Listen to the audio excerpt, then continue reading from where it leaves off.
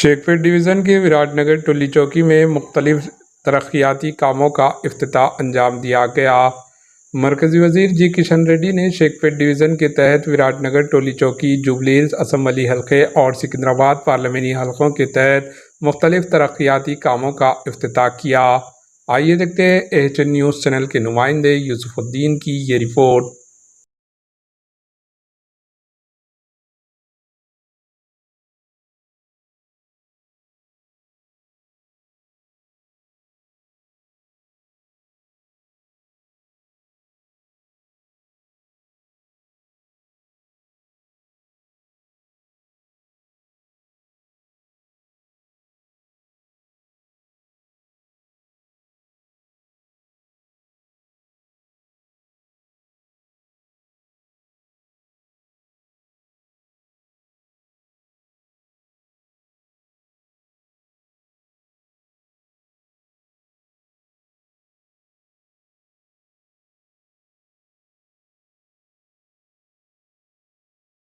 हमारे HN news को subscribe करिए ताकि आपको नोटिफिकेशंस आते रहे वक्त पर।